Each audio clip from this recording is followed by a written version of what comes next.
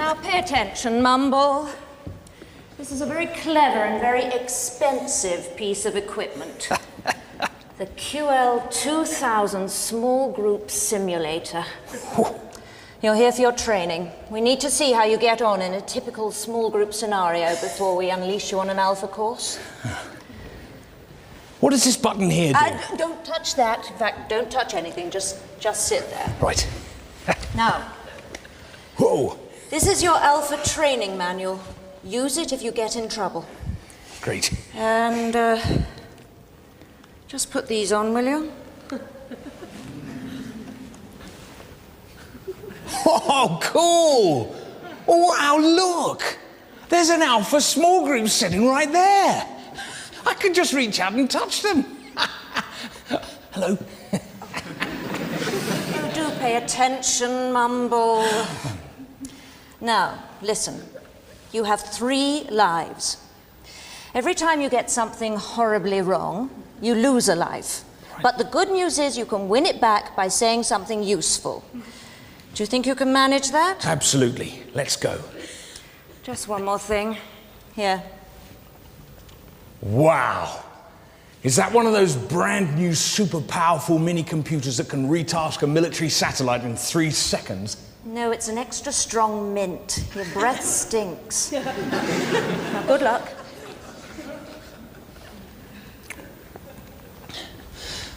Please state name. The name's Mumble. Dickie Mumble.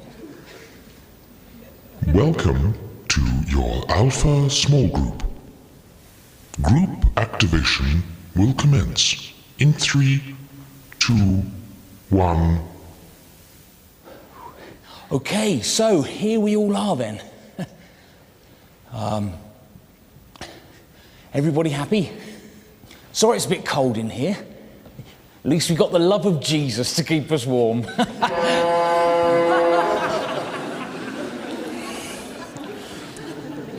Right, okay, what did anyone think of the talk? Who is Jesus? Jesus? Who's going to be the brave person that gets us started then, eh? Well, Dave, you're very quiet. How about you?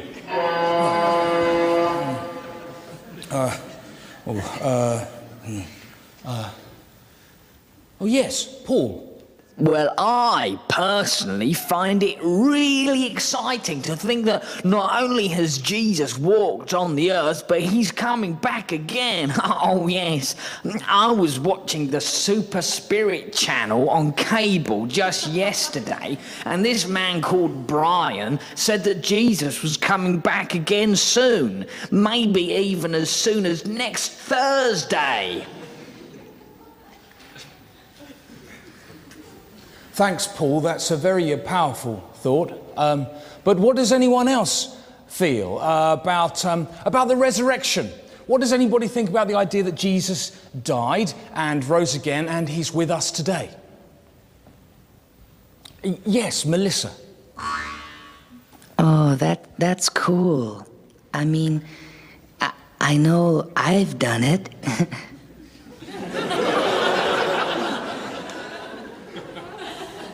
Pardon, Melissa? Died and come back. Yeah, I was a Spanish noblewoman before being me today. And I was Marie Curie before that. Then there was a spell as a Belgian doctor's wife. And before that, I was a dolphin.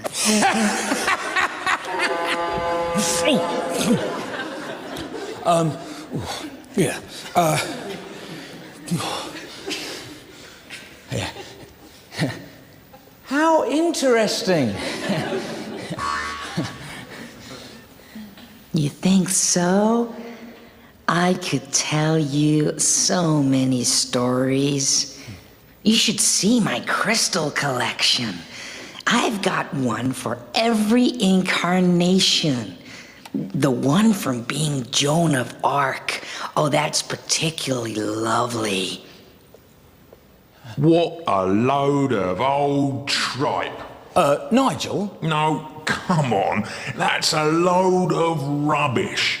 Who would ever believe that? Well, whatever you believe, Nigel, Melissa is perfectly entitled to her own opinion. Believe me? I don't believe anything I can't see. Oh, really, Nigel? What about electricity?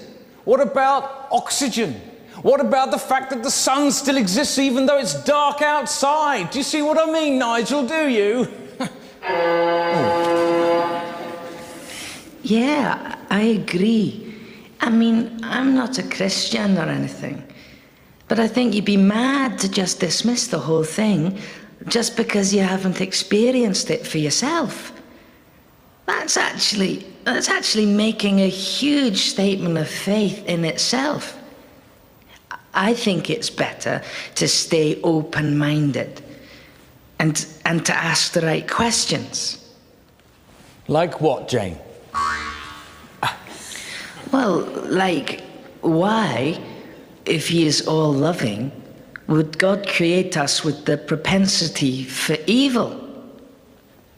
Well, we've got Joan of Arc right here. Why don't we ask her?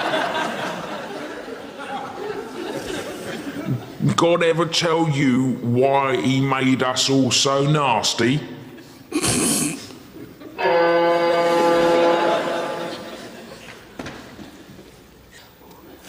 We were discussing this very point in our Bible study just last week.